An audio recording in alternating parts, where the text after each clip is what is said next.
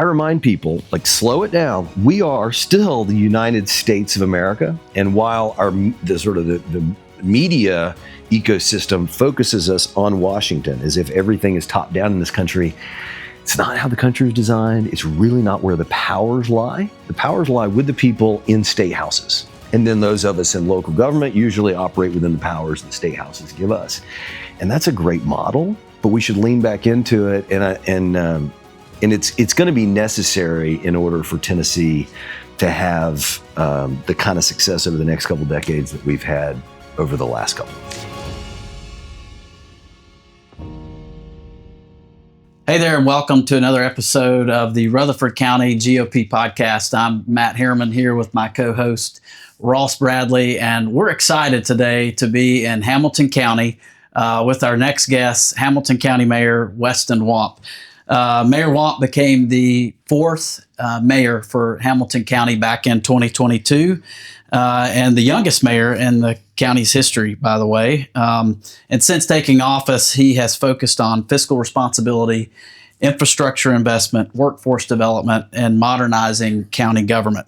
Under his leadership, Hamilton County has balanced budgets without raising taxes, lowered property tax rates, identified tens of millions in savings for taxpayers, invested heavily in workforce training, and created long-term funding for infrastructure improvements.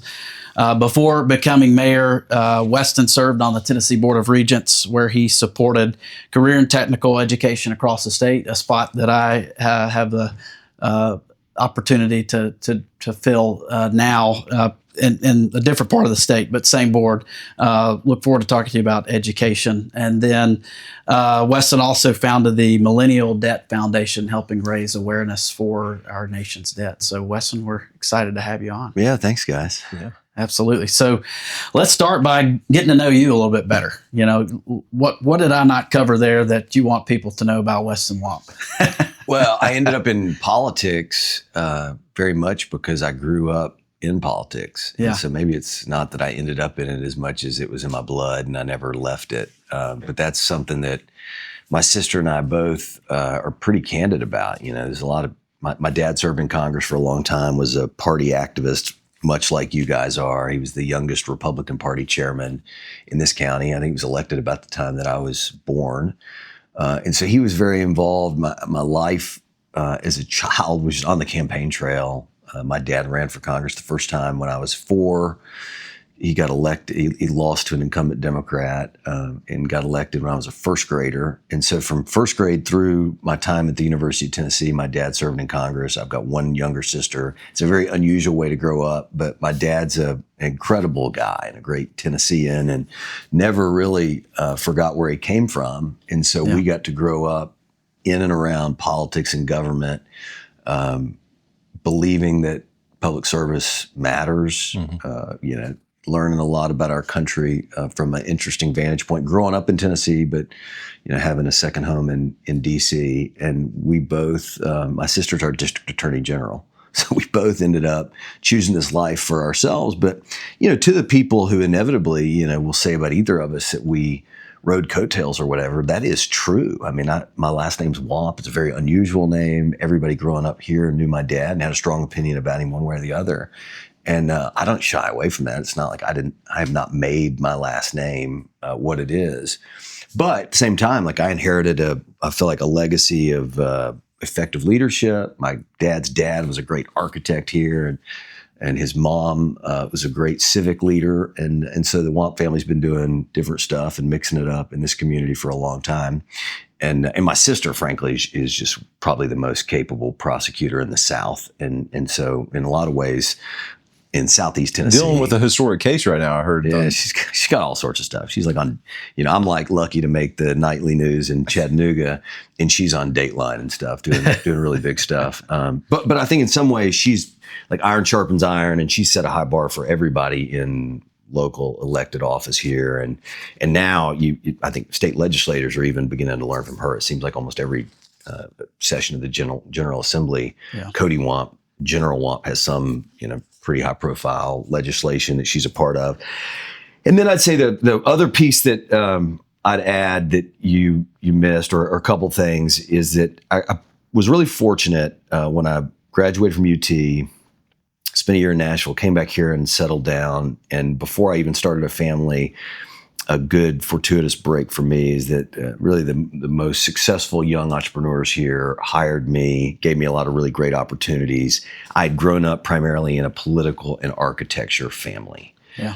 Hadn't seen or been exposed to a whole lot of business beyond that, and was kind of baptized by fire in my early 20s, watching a lot of high growth companies and working within them. That led to me starting an investment fund. I ran a private incubator with a few other guys for a period of time, and then we went and raised private capital for a fund. And so that gave me an understanding of small business growth, and in this case, scalable growth. We were investing in companies across the world, not just across the country, but I led a couple international investments. So that broadened my understanding of how the world works and how business works beyond what I grew up around.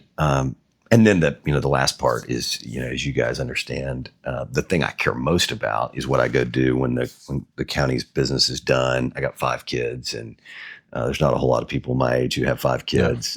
Yeah. So it's you have a basketball team. It's awesome. I've also got a great basketball court at my house. I have a full striped free throw line and 3-point line, and the same kind of basketball goal that I wish I'd had as a kid. So I do have a starting 5, but also I've got a free throw line for them all to practice on. Nice. Very good. Very good. Yeah.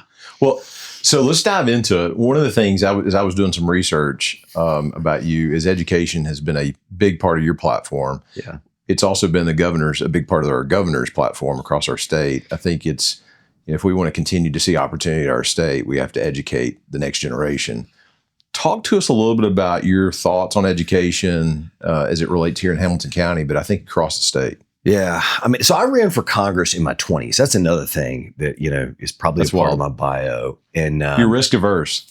Yeah. Well, so Congressman Fleischman and I now get along pretty well. We're working on projects together. But not only did you run against him once, but you ran against him twice, which makes it even more impressive that you guys. But when I was 27, I got more than 49% of the vote. I really, gave it a great run. And I only say that because I'm so, like a lot of Americans, so disenfranchised by what's going on in Washington that my life and passions, particularly once I became a parent, are about education and what happens in local government. And often what happens in local government, is a function of decisions being made in Nashville. And so a lot of my interest in education bubbled up organically just because I began to wonder about what my kids' educational journey would be like. And then I have lived experience in my hometown. It's a town known really around the country for excellence in private education. Mm-hmm. But private education is not for everybody, right? And quite literally here you get schools that cost $30,000 a year to go to. And I did both. So I went to a great public elementary school here. Went to a couple of the private schools here in middle and high school, and frankly, I knew just kind of coming out of the business sector here that for Chattanooga and Hamilton County to fulfill its potential, we can't rely on really high performing private schools in an underperforming public school system. Or I would really better describe it here as a public school system with massive disparities. My children go to one of the best public elementary schools in the state, but we also in Hamilton County have some of the lowest performing public schools in the state. Why is that? I began to get obsessively curious about that in the years after I ran for Congress. Part of my journey, even on the Board of Regents, and why I wanted to serve on the Board of Regents, which governs the state's career and technical system, as well as community colleges, was that while on the one hand, like I've referenced, I grew up in a family of architects in the Wamp family. I was the first person to go to college in my mom's family. It was a family of tradespeople who had taken, skilled trades education opportunities, and my uncles in the Watts family, one an electrician, one a mechanic, had taken it into small business ownership. And so I had seen kind of both paths work really well. Higher education, and then more of a skilled training, which often in America just leads almost naturally into entrepreneurship and small business ownership. So I don't know that there's a silver bullet here. I don't think there is. Yeah. Every community is different and has its own demons. here, the geography of Hamilton County is misunderstood by a lot of people who aren't from here. Incredibly geographically diverse, racially diverse. And we've, for decades, I think those of us who are willing to be honest about it know that there are disparities in the opportunities available to young people here. And so my core theory, again, kind of coming out of the business sector and the high growth business sector was that economic development, workforce development, some of these buzzwords that politicians use it really boils down mostly to how well you're investing in your young people. Yeah. Are you giving young people confidence at a young age? Are they learning to read in the proper order so that all the different opportunities open up to them? And then as young people come of age, how much are we meeting them where they're at, where their interests are, where their God-given skills are, and helping that flourish? Because if we're investing in elementary school kids and teenagers powerfully, my theory about how all this works is that thriving communities follow that 15 to 20 years from now. Now, if you've got challenges in between, there's some things we can do to triage it, and there are infrastructure concerns, and you can go and market your community maybe a little bit better than than the next community over. But generally speaking, great things happen in places where their people are educated and set up for success. And in Tennessee, it's written in our Constitution that public education is part of the responsibility, and I think the most profound responsibility of local government. And I just certainly think for county government, that's the biggest part of your budget. I just think we get what we invest in young people, but it is, and I, this I think also kind of. I came from this venture capital background, right? So as a venture capitalist, you're trying to understand what's the world going to look like in 10 years, not what is this company going to look like next week. It's like the opposite of day trading. It is that you're trying to see half a generation ahead. And if we'd be so bold in government, I think it's easier for 39-year-olds to think this way. Because what I've said even as a candidate is part of my pitch to people here was I care deeply about the future of the county because I've got at that time 4, now 5 children who I want to stay here and prosper here. And so often our work has been in the mayor's office and in county government. I remind our staff all the time that at the end of the day, I feel like I've got 5 judges of my work. Most of my kids don't understand what we're doing right now, but they will over the next 10, 15, 20 years be able to develop their own opinions and assessments of whether we've done a good job. And as God's my witness, that's really who I'm trying to impress here. My wife is not very interested in politics. She's supportive and a great mom and kind of gets a kick out of, some of the things that we're doing. And I've honestly tried to orient myself not around making people happy here today about decisions we're making, but I've tried to think, all right, 15 years from now, what are my kids going to think about, my time leading our community? Well, I know you've pushed broadband in a big way, and I know that's been a big initiative across the United States, especially in the state of Tennessee. Yeah. And I think that was an issue that COVID brought to light when kids had to be educated at home, and you had rural parts of a lot of our counties. We're in Middle Tennessee, and I'm on United Communications Board, and so we cover Williamson County, Rutherford, Wilson, and parts of Cannon County. And there's parts of Williamson and Rutherford County that didn't have broadband services at that time, and so it's really hard to educate kids when they go home if they don't have internet service. And so immediately we kind of realized that we've got to do something to fix this problem, because it'd be like in the 60s if you didn't have power to your community. I mean, you're going to be behind the curve. And so I know you have been a big proponent of that. But going back just a second, because I think one thing that's really interesting, my day job, I'm a developer. I spend a lot of time, we've done a lot of projects in the Research Triangle, Raleigh, Durham, those markets. And I look at those markets, and they've done a really good job of creating their identity. And a lot of their identity and a lot of the companies have located there because of the major universities. Yeah. Within a 10-minute drive of the Raleigh-Durham area, you've got the University of Duke, you've got UNC, you've got NC State. 45 minutes away, you have Wake Forest and several other colleges. And you now have this research triangle around all of that. That's companies like Intel, Apple has their East Coast headquarters there, several large companies. And they've done a really good job of picking that area because they have great students that graduate from there every year. If you back up for a second and you look at northern Middle Tennessee and Clarksville Clarksville has also done a great job of identifying who they are. And they have 300 men and women that come out of retire from the military almost every week. Yeah. And they've had a lot of companies that have moved there because they say, hey, we've got a disciplined workforce that's going to come out of the military here every week and create opportunities for us to be able to hire those folks and be able to run an organization. And so where I'm going with this, I think it's really interesting. One of the things that I've seen you do here in this area is you recognize logistics as a big part of your economy. And so instead of reinventing yourself on, becoming the next AI capital of the world, you've taken what you're good at and you've tried to double down on that. Talk a little bit about that and how you've kind of made that your character, a part of your initiative with education and economic development. Well, we've for sure tried to make a priority around here, leaning into our strengths, because there's always this tendency in government, in part because you put politicians in charge of government, and we can be an insufferable bunch of people where you're chasing the shiny object, like the big new thing that we'll get to take credit for, that only Wamp was responsible for, and then I'll get the credit. And that's really, every once in a while, those opportunities are the right thing to be pursuing. Usually, the more important work is in stewardship, right? It's taking what you've been given. It's that those legacy industries that you're propelling into the future. Like, for example, we're in the process of a $45 million reinvestment into the Chattanooga riverfront. It's the riverfront that's most connected to the work and leadership of Senator Corker when he was mayor. But it's been 20 years since they renovated and changed the Chattanooga riverfront. So we feel like it's time to reinvest there, right? It's not something new. It's not something probably even that I'll be given credit for. We care deeply about it.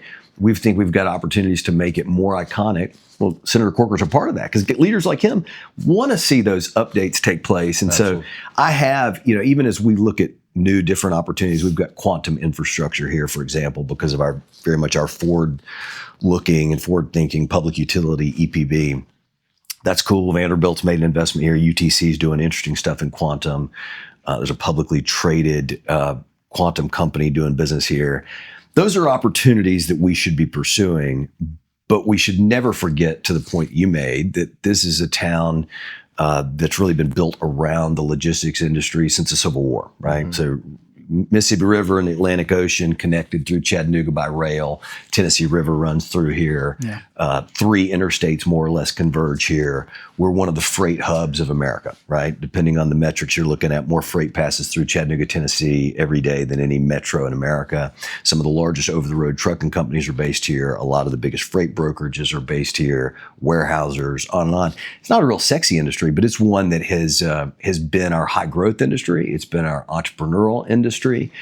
And one thing that I've said, somewhat to the chagrin of our Chamber of Commerce, is I just don't believe that 500 people employed by a company that's foreign owned is the same at all as 500 or even 100 people employed by a company that's based here.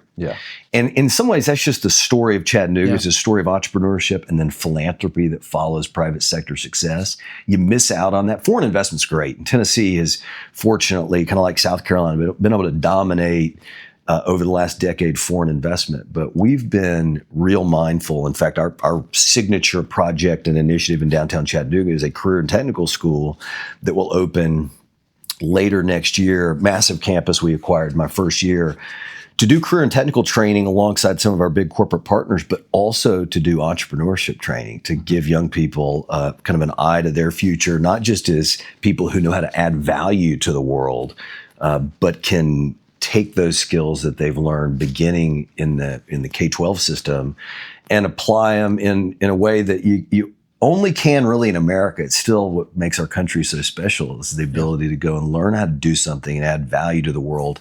And the barrier to starting a business is lower here than anywhere. We're still really good at that. Tennessee's good at that. That's the story of Chattanooga. So more than anything, I want 1,000 little fires being lit here in that entrepreneurial spirit. And logistics is the legacy industry where thousands and thousands of families have been changed by the American dream and entrepreneurship in an industry that Chattanooga's been a part of for the better part of 200 years. It's amazing how education and economic development are so tied. I mean, you look at Williamson County and the jobs that Williamson County's had, and they've had a great school district, public school district for a long time. Certainly have private schools. our family, we have a private school in East Tennessee that we started with a family called the Clayton family there. And it's been interesting because we've had a lot of consultants come in and help us with that school because just like everything, education is constantly changing. But, a lot of times I think I see some places that we're not evolving with the times. We had a consultant come in and he grew up on a dairy farm. His grandfather milked one cow and he was able to provide with his family. And then they got 2 cows and he was able to work twice as hard. And then technology adapted so that he could go get 10 cows. Yeah. And with technology, he could use that to be able to milk 10 cows and be able to provide for his family. And he was able to scale his business in a different way, but he had to adapt to a new technology that he wasn't used to. As that technology progressed, he no longer could just have 10 cows. He had to have 100 cows in order to be able to scale his business and keep up. And what's interesting about that story is the fact that just like he had to adapt, our education system has to adapt, because if you're still teaching kids how to milk cows, but yet now we're have a technology that is so far advanced that you need to have 100 cows in order to keep up. If we're not teaching our kids those next tools that they need in order to be successful, be it AI or how to manage AI, whatever it might be, we're really going to miss out on an opportunity from an economic development standpoint into the future, where those kids, that next generation, are not going to be prepared to do those jobs and have those skills in order to kind of carry it forward. And so I think it's props to you for pushing that initiative. I think it's huge. Well, there's a breakdown. Teachers are incredible people. Can we start there? Like, teachers are amazing people. Yes. And we should honor and support and pay teachers better. And principals are awesome. And then you kind of get up into that sort of leadership level where it begins to get more bureaucratic. And fortunately, I've had a constructive working relationship with our superintendent of schools. But one of the breakdowns, and I began to identify this serving on the Board of Regents, and it's nobody's fault. It's just a reality. We've all got strengths and weaknesses. One of the weaknesses of academia is that very few people who, did 7 or 8, 9, 10 years of higher education, very few of those people understand how business works, or how entrepreneurship works, or what the workforce needs are in a quickly changing economy. So you got to build bridges between school systems and community college systems and the private sector. That's part of what we've been working at, and that's one of those things that used to work better. Like, co-op opportunities out of vocational schools existed in the 70s, and it wasn't considered some innovative thing. Now people act like, oh, it's really innovative if you allow a high school student to work and make money in the afternoon. Well, they were doing this stuff 50 years ago. It's just that we went sideways and we took this one-size-fits-all model. Everybody's going to college. And then all of a sudden AI comes in and replaces like half of college degrees. And I think part of what's special about Tennessee right now, first of all, we've got all these opportunities. Generational stewardship and leadership has iteratively led us to where we are, right? It's not one person. It's not all Phil Bredesen. It's not all Bill Haslam. It's not all Bill Lee. It's not all one leader in the legislature. It's all these different people who've built Tennessee's reputation. The legislature is going to steward us to be in this low tax place that makes the right investments in so many ways. But if you think about who some of the individuals are in this Tennessee moment, for example, the president of our state's university system is Randy Boyd, who also happens to be one of the most iconic entrepreneurs of his generation. Very unusual, right? Yes. Most presidents of state universities are academics. Yeah. Probably really good people, right?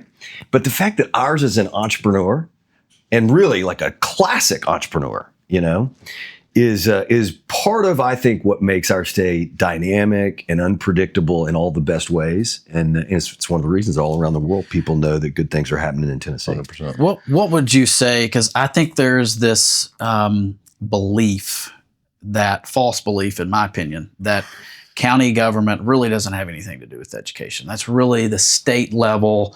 They are handling everything related to education. At the local level, we're just money pushers. We just hand out the money, kind of set the budget, and we manage the capital. Yeah. What would you say to the people who have that belief? Well, I mean, especially given how you've led. That may be technically true to some extent. I would say, here's what my dad always said growing up about leadership, and this was from his perspective serving in the U.S. Congress. the power to convene is greater than the power to legislate.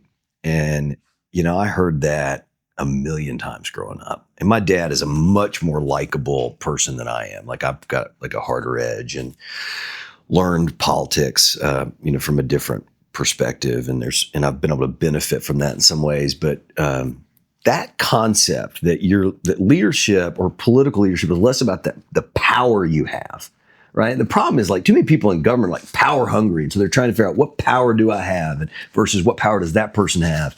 That's not been the approach we've taken. Now, part of also what happens when you run for mayor or county mayor in a community like this is you go into office with an agenda. I had 4x8 signs up across this county that said, "Make vocational education great again." Well, if that's your message, and then you win and you tell people we're going to build, people thought I was crazy because I said that we were going to bring, Kirkman was this age-old career and technical school here, largest vocational school in the state of Tennessee for decades and decades. And the city made a terrible decision in the early 90s to tear it down. Closed it, never fulfilled the promises that the programming there would continue on. And it's been a real sad part of our story. I think it created a lack of not just skilled training in our community, but realistically even entrepreneurship. So I said, as a candidate, we're going to bring Kirkman back. And we're going to do it downtown, right? Downtown Chattanooga, real estate. This is where real estate's most expensive. There's hardly anywhere to do it. So a lot of people thought, well, this is, campaign hype. And then sure enough, in my first year, we bought an 11-acre campus from Blue Cross that is downtown. And we're in the process of making this thing happen in partnership with the state. Governor Lee supported this. We think there's an opportunity to partner with the Board of Regents there. And so my point is, at the point that you're running for office and you're saying you're going to do these things and the public supports you, the public is still in charge, right? They're in charge of the school board, which hires a superintendent. And the county commission and county government does have a role in being the funding partner of public education. And so it's really more about convening the right people. You can't have this mindset that like everything is going to go exactly your way, or that you certainly can't have this mindset that you're going to try to take credit or expect to get credit for everything. But I think there's certainly in county government enough leverage and enough visibility with the public to galvanize people around what you want to do, right? And so at the point that I'm a countywide elected official, and 95%, I've polled this, 95% of people, left wing, right wing, white, black, doesn't matter, rural, urban, they support more career and technical opportunities for students. Yes. So if I'm saying, hey, we're going to go do this, in effect, then the school board's being asked, well, are you going to cross him? Because that makes a lot of sense, right? And so at the same time, I'm trying to build relationships with those school board members, because it's not really about me or them. I mean, we all supposedly signed up for this to serve people in our community. And I think we all have acknowledged, like I mentioned earlier, in this community, we've not done a great job making sure that all opportunities are available to all kids in a way that we would then agree would create a thriving community. So I would say anybody who thinks you can't affect education in county government lacks creativity, because I think you can affect public education from city government, even in a format like Knoxville and Knox County, where, similar to us, Knox County runs the school system. There's only one consolidated school system here. Knoxville funds their school system. Chattanooga has not done that post our consolidation. But I've made passes at city leadership here to say, you guys could be additive. In fact, in ways that county government couldn't do. You could effectively bring some carrots to the school system to say, we want you to do that. We want you to pay principals in a different way in the city. We want you to compensate, teachers in certain subjects in the city. Fine with me. If you want to, bring money to bear just to support city schools, which here, schools geographically located in the city of Chattanooga do tend to underperform schools out in other parts of the county. So I just say we all ought to be, you can be creative in government. I feel like there's two things we brought to government at a local level that lack too often. One's creativity, and the other, we lose it sometimes, but I came into office talking about it. The other is joyfulness. Let's be excited about doing the people's work. Like, what a privilege. We don't have to do this. And anytime people come to me, like people stop me at the grocery store, thanks for what you're doing. People are so hard on you. It's so hard. I know it's difficult. No. I signed up for this. I'm not saying it's easy, but I'm also not going to do it forever. Like, I'm on a mission. It's really important work. What a joy that we get to self-govern ourselves in the first place.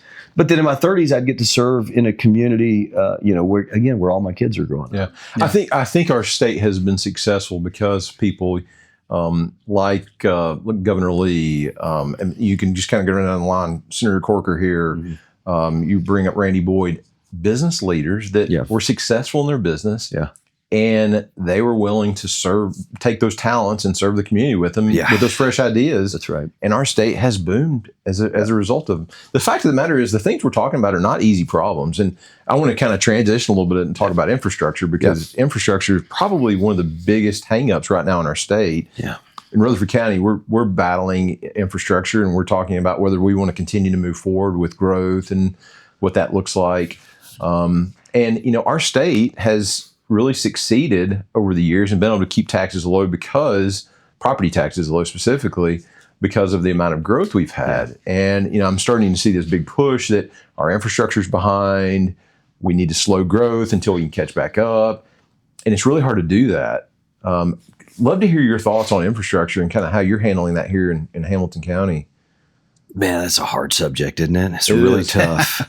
It's really a personal subject here. And it's interesting because, I'll give you a quick kind of demographic breakdown of Hamilton County. Hamilton County is about 390,000 people. Roughly half of those people live in the city of Chattanooga. And then there's 9 other municipalities here. I live in Signal Mountain, which is one of the other 9 municipalities. And then we got about 120,000 people or so who live in the unincorporated parts of the county, which is the fastest growing part of the county. That's where the most residential growth has taken place. And that's primarily over the last decade been in the relatively flat former farmland of Ottawa, the east part of the county. And those people are rightfully very frustrated by development that got way out ahead of road infrastructure, basic county roads serving, large scale neighborhoods in some cases. And then also in some cases, think about kind of Southeast Hamilton County, the Apison community, East Brainerd, the growth got out ahead of school capacity. Poor planning led to that, but also this reality that if you're growing, it allows politicians to avoid tax increases because there's organic growth in the tax base, but not always necessarily sustainable growth. And so these things are very complicated. I'd say another thing, not that I'm an expert in the geography or topography of Rutherford County, but the geography and topography of Hamilton County is crazy, right? Yeah. I mean, we are literally cut in half by the Tennessee River. It's hard to expand roads when you're on the side of a mountain and you have a river on the other side. That's right. So like the western side of our county is Walden's Ridge. That's what the town of Signal Mountain is what it's known for, but it's geographically like Walden's Ridge, Walden Plateau. The town of Walden's also up there. And then there's an enormous amount of county unincorporated that's up on this mountain.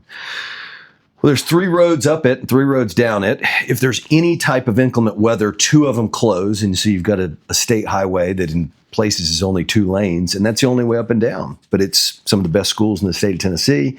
So obviously there's a lot of interest in, developers developing the parts of the mountain that have not been developed yet, but you can imagine why there's concerns among residents that we can't handle much growth because it's very hard to get up and down it in, inclement weather or unusual circumstances. A rock rolls down and then, a couple other things happen that are strange. And so that same or similar concerns exist in different parts of this county because there's not a whole lot of great flat developable land. Hamilton County, in part because of that reality, is not growing as fast as some people think that it is. Where we don't profile as a Rutherford County, or for that matter, even a Knox County in terms of growth. Mm-hmm. And some of that is just the supply of land is very, very limited. So we talk about this a lot. We have tried to make some critical safety improvements. Like what our county had not done before we came into office was kind of make those larger capital investments. Highway department had done a good job. We're now doing a better job of taking care of what we have, but we hadn't looked at larger capacity upgrades. And of course, capacity upgrades get you into real big ticket items, as you know, as a developer. You guys build roads? Does the county build roads? Like new roads? Or is it more just maintain? It's mostly maintenance. And what we've begun to look at are safety type upgrades, because we do have some county roads that, according to state traffic data, have become very dangerous because they're windy and they contour to the geography of our county, which is unusual. And, over the last several years, last couple decades, you've seen, maybe a tripling or quadrupling of traffic on some of these roads. And so that's where we've invested a lot of resources. We've announced about $20 million of capital investment into road infrastructure. This mostly road safety infrastructure. Some of it's capacity upgrades, some of it's traffic reduction oriented. But what we get into, particularly when you talk about capacity, is this reality that if you build more capacity, you will then have more growth that follows. And so we're having that conversation, kind of chicken and egg conversation with a lot of people in our county. The good news here is that, if you've ever driven through Chattanooga, you know about how when, the way that 24 kind of weaves through Chattanooga through the Ridge Cut, we've got a lot of traffic here. A lot of our real estate, this county goes 35 miles north of here, straight into Sale Creek, where we just recently had an announcement that we're going to be getting the state's 70th state park on a giant farm that the county owns. A lot of the growth here is going to begin to move north, and we do have better infrastructure moving in that direction. But these are things we wrestle with. We've wrestled with them a lot. And one of the things I'm curious now about is the future of sewer versus on-site systems and how this affects residential development in communities like ours. Unbeknownst to me, a couple years ago, I moved into a neighborhood with an on-site system. Some people talk about these systems as if they're totally unworkable and can't be used. And then, we've moved into a development where it seems to have been done responsibly and works quite well because, as you know, but is particularly true where you've got mountainous terrain. Sewer's hard and incredibly expensive to expand. So we're wrestling with all that right now, and as is the case across the state, the most palpable citizen activism is anti-growth. It is against further growth, but it's also predominantly out in the east part of the county where they have a good point, like where we now have tapped out sewer infrastructure. And so largely, we agree, okay, there probably was too much development there. And so how do we take more of a balanced approach? That's been what we've it's like almost like a catch-22, because without the growth, your tax base doesn't continue to grow. It's kind of like Ross and I were talking a little bit offline as I was headed down here of if you completely stunt growth. I mean, I don't wish I knew the number, at least as it relates to Rutherford County, the amount of capital needs and projects just for the school system. I mean, if you stunt that growth, it's a miracle we haven't had to have a tax increase literally every year the past 4 years. And so how do you balance that? You've got real oversight issues, essentially, or poor planning in some respects, versus the real nature of needing to continue to pay for things that growth has created. I'll tell you, coming out of 2020, I think we always had to be careful when you just say, okay, this is what we're going to do, and this is going to solve all of our problems. Right. In 2020, we had a problem where COVID hits, people aren't able to work. And so the federal government pumps a bunch of money into the economy to try to make sure that people could survive, essentially, economically. And coming out of that in 21, 22, 23, we see this huge inflation number. We have a construction company, and in 21, 22, and 23, we saw construction costs go up 8 and 10% every year for that 3 or 4 year period. Well, what we don't realize, most of the time that inflation number looks like 2 or 3%, not 8 or 10%. And so what does that mean? That means what you would typically see in a 3 year period, you actually took a 3 year period and you made it really more like a 12-year expense period. So the cost increases that you saw in that 3 year window look more like cost increases you would see in like a 12-year window. Right. And condensed. And so when you start talking about infrastructure, schools in particular, that school went from that high school that you could build for $60,000 is now $100,000. And so now what do you do? How do you raise taxes? And we did see a lot of municipalities that raise taxes substantially to make up that difference. And it's a real challenge. And a lot of it, I feel like, came back to, we pumped a lot of dollars into the economy that caused inflation and caused prices to go up. At the same time, there were housing booms. We had a lot of migration. We had folks moving into these areas. Nashville's migration, you really got two factors. You've got migration and immigration. Migration being from other states like California and other places that move into Tennessee, and immigration that move out from other countries in. We have seen in 23, 24, 25, a pretty big, really 23 and 24, a big migration from other states that caused housing costs. But, Tennessee has been relatively affordable to move into. Nashville now is the 15th most expensive state to live in. And so we see a lot less migration, but we're starting to see more immigration come in. So it changes the whole dynamics. And so it's interesting when you make one decision, hey, we need to pump more dollars into the economy, it changes the whole dynamics of what you're going to do. And so now the issue is, what happens if we just stop all growth together? Yeah. And what does that do to housing costs and all these other factors? And so I think it's an interesting discussion that, quite frankly, is really hard sitting in your seat, because the general public probably doesn't understand all the different dynamics that factor into it. And it's really hard for you to have to sit down and explain that to your constituents. This is how we need to look at it. My personal thoughts are, we need to begin to look at planning in a way, because you're right. If you have a mountain that only has 3 ways of getting in, up and down it, that's probably not a great place to plan future growth. Right. And I was in Texas, in Dallas, Fort Worth several years ago, and it was in May. And at that time, I think they had about 30,000 new jobs they had produced.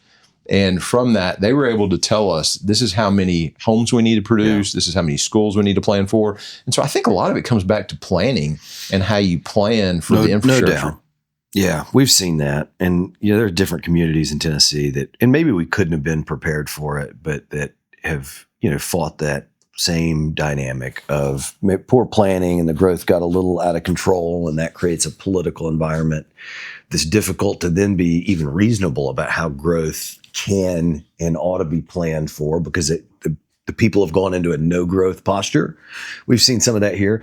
One of the challenges in county government, particularly in a place like Chattanooga, where here we are at the courthouse in Chattanooga, where there's dense development, there ought to be dense development, is that this whole growth issue is, as I've described it, either the most interesting thing to voters or something that's not on their radar really at all. I mean, there's a lot of people who live in the city of Chattanooga who would say, growth, well, great. More restaurants. And even to some extent, people would say, well, if there's a little traffic that comes with it, that's a byproduct of good things happening.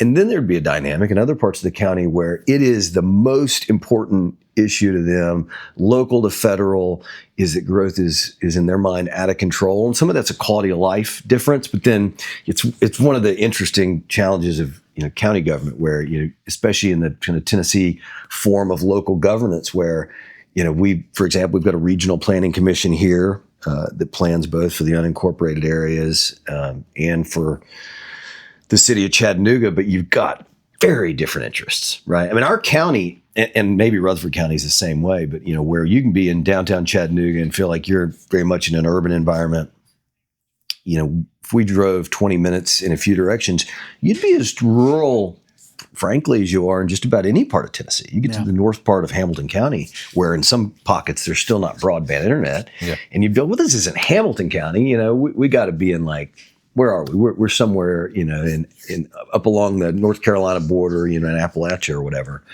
But I find that thrilling, but it is tough, because a lot of times I'm sharing, with people in one part of the county what their fellow citizens think on the other side of the county. Mm-hmm. Yeah. And candidly, a lot of times my personal opinion is somewhere in between. Yeah. Because I've lived in the city of Chattanooga for a lot of my life. I live in the town of Signal Mountain now, and totally understand why people who live on an old county road are frustrated that there's now 20 more neighborhoods on their county road, and there hadn't been any meaningful improvements to that road, since they lived there. Yeah. And I think that the roads are a big struggle with the state. I mean, I was talking to some other day. I think the state is $50 billion behind with TDOT. And so that's a problem. I mean, big number. The state government can give TDOT an extra $2 billion, or an extra, last year I think they gave them an extra $1 billion. It just doesn't move the needle when you're $50 billion behind. So it's a struggle. Yeah.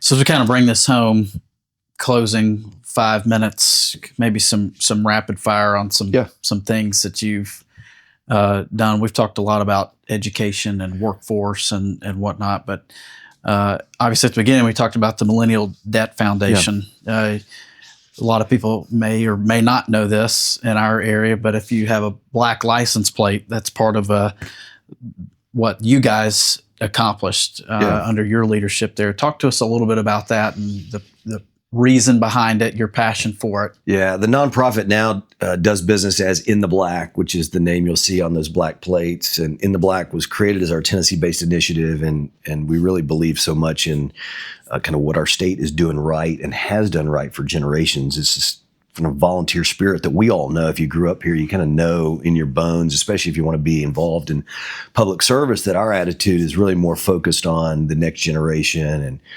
leaving things better than we found them. And Washington needs to be more like Tennessee. I think pretty much every Tennessean knows that's true. But boy, you begin to kind of analyze that technically in terms of how Nashville has been led over the last couple decades. And so what In the Black is focused on, I started it as the Millennial Debt Foundation 7 years ago. And it was inspired by a guy who's a mentor of mine, Dr. Tom Coburn, U.S. Senator from Oklahoma, focused on the national debt, really on behalf of his grandchildren.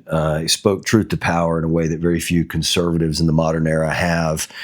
It's the greatest generational theft in world history, probably, what's going on. And Tennessee stands as a beacon in a different way. And I think we've got an opportunity both to protect what's made Tennessee so special, but also to speak truth to power in Washington. And so that's really what the work of In the Black and the Millennial Debt Foundation has been about, is educating the public about what this means. And we've begun to do work, and I think this is going to be a big part of what In the Black does in the years ahead, is to get into financial literacy at a young age. Because if you want elected officials who understand money and debt and the perils of debt, well, it goes back to my theory about economic development. What are we teaching our kids? Because the elected officials in our country are going to be, 20 years from now, they're going to be kids who are in elementary school right now. Yeah. So let's go talk to them about what really matters.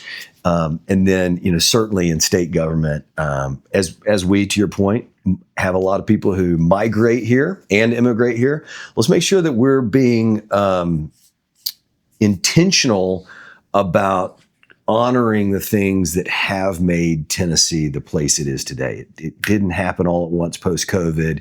This Tennessee moment that we're seeing has been like a slow burn all the way to where you stop and you go, wow, 2, 3, 4 decades, to some extent, 2 centuries of good compounding decisions. But I think we certainly can go and look at, like, the last 25 years in Nashville has been not perfect, but more or less a masterclass in how you prepare a state to not just lead the country, but again, like, I don't know of a hotter place in the world than Tennessee now. Chattanooga's, Hamilton County's got its problems we're trying to work out. Nashville's got it. But net, this is as cool a place to be doing business and raising a family as anywhere in the world. And so that's what In the Black's about. It's like, let's go be proud of that, perpetuate that, celebrate it, but also talk to leaders in Washington about why Tennessee has thrived with a model totally different than the federal government has taken. So I guess kind of last question here. We were talking a little bit offline before we started about, involvement in the Republican Party. Yeah. And so, I think Ross and I believe you would agree too, based on our conversation, would love to see a lot more young business people involved in, the political arena. What advice do you have to kind of those young entrepreneurs, young conservatives who are kind of like, should I be involved? Why should I be involved? Why should I care? Just kind of parting thoughts for kind of that generation. I don't know, man. We, like 1776, right? Like the world changes. All of a sudden, men self-govern. We still are we're the ones who carry on that experiment in self-government. Like nobody else is in charge. Like we the people, and that's as true today as it was 100 years ago or 200 years ago. There's obviously a great legacy of leadership in Tennessee. I think part of what has happened is our national politics have become so dysfunctional. But the media, and this is true of the prominent national podcast as much as it is Fox News or CNN, they are almost exclusively focused on the stuff in Washington, which a lot of times is just political theater, as opposed to what we do. And I love this about my job, if I get too involved in an argument or a debate about something, people will start to complain because they want us to do stuff, right? They want, like, and it's similar in Nashville, like, make our life better, do what the government should do, and really know more, but do it well. That's a totally different attitude than what you see in Washington. So I think people rightfully have, many people, especially like when you talk about entrepreneurial people, they have tended to kind of their church community, their families, local organizations they're involved in, and they've kind of waved off political activity. That's not going to work long term. My dad, in the JC's crew in the 80s, they were thinking very differently about what civic involvement looked like. They saw political involvement as a necessary part of that. I tell my friends sometimes, like half jokingly, you're not too good for local government, right? I mean, there's a sense. I also really have disdain, particularly as a guy who ran for Congress in my 20s. There are not levels of government. This is not a ladder that you climb. And people who climb the ladder, everybody should be very wary of, because they're so different. And that's not to say you couldn't do the different levels of government. A lot of people have done different levels of government very well, but they all matter. And for a great business leader to humble themselves to serve on a school board or a city council or a county commission is very much in the traditions of our state and our country. But right now, like a lot of, the sense I get from a lot of people is, this is drama, or this doesn't matter. And, at the same time, I do think people are beginning to realize that it matters. And you can see a lot of that evidence post-COVID. COVID was Clay Travis articulates this about as well as any conservative does, just about how we all learned in some really painful ways how much local government and state government matters. We are, I'll close with this because I share this almost any time I get like middle schoolers or high schoolers and we're on a civics topic. I remind people, like, slow it down. We are still the United States of America. And while the media ecosystem focuses us on Washington as if everything is top down in this country, it's not how the country is designed. It's really not where the powers lie. The powers lie with the people in state houses. And then those of us in local government usually operate within the powers that state houses give us. And that's a great model, but we should lean back into it. And it's going to be necessary in order for Tennessee to have the kind of success over the next couple of decades that we've had over the last couple. Yeah, it's great. Weston, thank you so much. As Matt and I were putting these podcasts together, we identified you as somebody that's really moving the needle in our state, and we want to thank you for that. You've have family experience, you have private equity experience, and you have chosen to serve your community with your talents, and you're making a difference. And so Matt and I wanted to come and spend some time with you, let you share some of your ideas, and we hope to do more of these in the future. We can't wait to see where you go next. I know you aren't sure. I think you're getting ready to run again for your second term here as county mayor, but I'm looking forward to seeing what you do in the future and how you continue to help shape the state of Tennessee. And so thank you for joining us today. I hope you enjoyed this podcast. If you liked it, make sure you give us a comment, give us feedback. We love to hear from you. And make sure you like and subscribe these videos so that you can see the more content that we have coming out. Thanks for joining us today.